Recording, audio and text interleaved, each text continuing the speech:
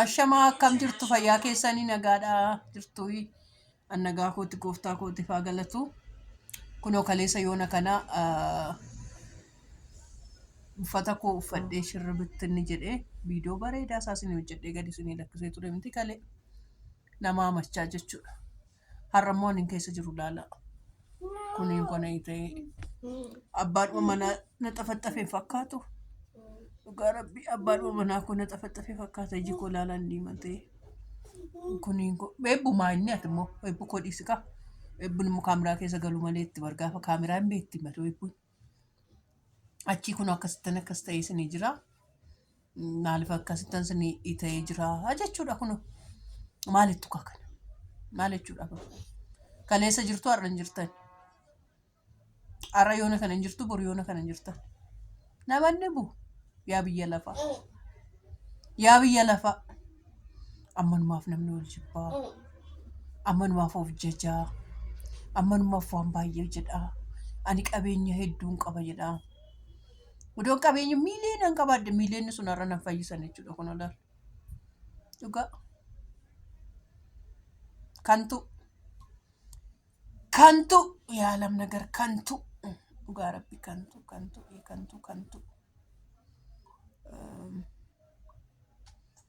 ergaan koo gabaabumatti waan darbuuf jennee hojjechan dabarree waliin hin jennu waan darbuuf jennee bakka ol jaalachuu anama bara kana maal akka yaade beektu of jaalachuu namas jaalachuu amma namaa danda'ametti waan gaarii namaaf yaaduu waan gaarii namaaf gochuu waan gaarii namaaf godhuu bakka gabaabduudha jireenya short na dhibaa jira dhugaa rabbii እና kun mana akimii isin yoolee dhufa mana akimii yooleen lala ishiin kun illee mastaagashaadha rakkoon qabdu ishiin kun akkasii ishii kana laala qoricha aradinetti kenneenichi ani qoricha liqimsuun jaaladhu burqaa lama keessaa bishaan lama kee ani amma wattan akka nama nu beektu burqaa keessaa bishaan addaa bishaan yaa'an yaa'u kanatti nama garaa ga'uuf hin deemin dhugaa. Sama dhugaa kun hin jira nama garaa ga'uuf hin deemin malee waaqayyo yoo nama ajjeeses inni gaariidha yoo nama dhukkubses inni gaariidha yoo nama fayyises inni gaariidha gaarummaa san jijjiiramu biyya lafaa keessaa amma jirtanitti rakkinni ni jira jedhee waan nuuf kaa'eef jechuudha rakkinicha immoo kadhannaadhaan bira dabarraa galata kee jechuudha dhugaa maaliif na dhukkubsite hin jedhu galata kee baga na dhukkubsite galata kee baga gootee galata kee waan gooteef isitu beekaa galata kee jechuudha maaliif dhugaa ani kaleessa yoona baay'ee gammadduun ture baay'een burraaqaa ture baay'een kolfaa ture baay'een taphataa ture galgala sa'aatii 3 booda garuu hin jiru sa'aatii 3 ta'e ammayyaatti jaanaan mana akimii immoo barii sa'aatii 2 deeme afaan nagoga ijoollee bishaan naa fidaame haasa'uun danda'u dhugaa afaan keessa nagoga kanaaf jechuudha waaqayyo inni gaariidha jechuudha jireenya keenya irratti gaariidha ba'umsa keenya irratti gaariidha adeemsa keenya irratti gaariidha waan hunduma keenya irratti waaqayyo gaariidha maal ilaalta ije shullokkota ilaala abbaan eebbu ilaala bishaan naa fidi jennaan eebbuyyeen asirti eebbu koo irrattis waaqayyo gaariidha waan akkasitti achitti yaa jirte eebbuun keessa kanarrattis waaqayyo gaariidha maaliif waaqayyo waan hundumaa irratti maalidhaan gaariidha eebbu koos maaliif inni akkasitti akkas teechiseefis inni gaariidha anaanis maaliif akka inni dhukkubseef hin beeku inni gaariidha waan hundumaa irratti inni maalidha gaariidha gaarummaa isaa immoo ofirratti lallabu gaarummaa isaa maaliif goote hin jedhu waan godheef beekadha jechuudha galatu waan godheef inni beekadha waan ta'uufis inni gaariidha waan gochuu danda'uufis inni gaariidha inni beekadha kanaaf maaf akkas gootee maaf akkas ta'e jechuun hin dandeenyu yaa waaqni fayyise jechuun hin guddaa hin dhunnee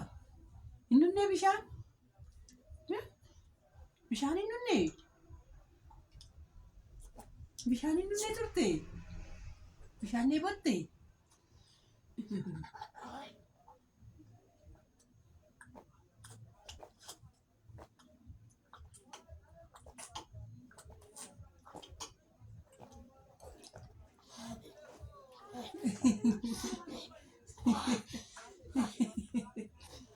Bishaan sin obaafne abbaa abbaaffaa. Nee batte bishaan. Ani sun jedhennaan akka argitanii naan jette bishaan dhugaa bishaan. Waan hin agarree fakkaatti garuu waan hin beekne fakkaatti garuu sirriitti beekti eebbuun. Waan hundumaa sirriitti beekti. Waan hundumaa sirriitti gochuu dandeessi jechuudha.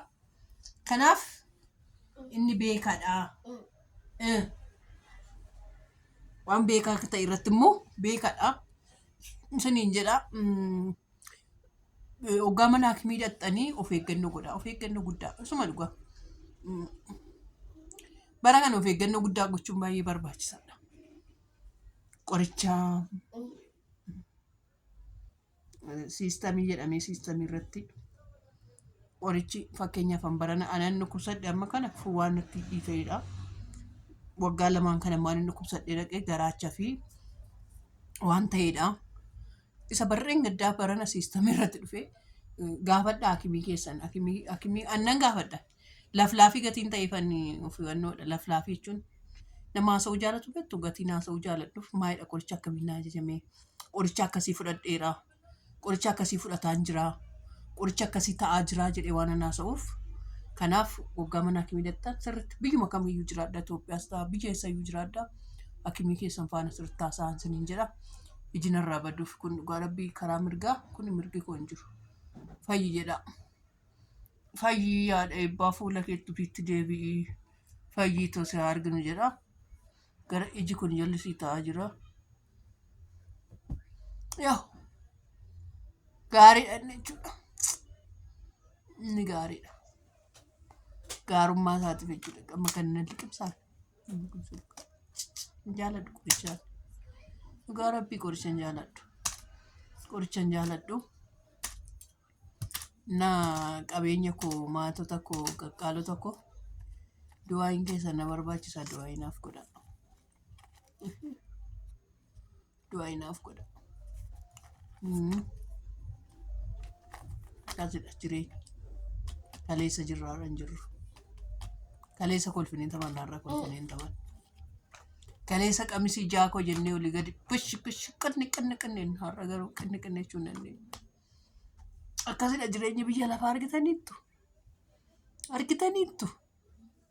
Ani kaleessa kuwannoo isinii fide ulfa ta'een isinii hojjedhe isinii fidee isinii gadi isinii dhiisan jedhe malee akkasitti ta'ee gadi isinii dhiisan jedheetu waadaadhaan gargar hin banne. Ijoolleen ishii guddatteetti ijoollee bareedduu isinii fidee dhufan jedhe ture. Garuu kanatu na qunnamee waanuma fe'eefuyyuu haa ta'u kaamee Waaqayyo gaariidha. Waaqayyo gaariidha.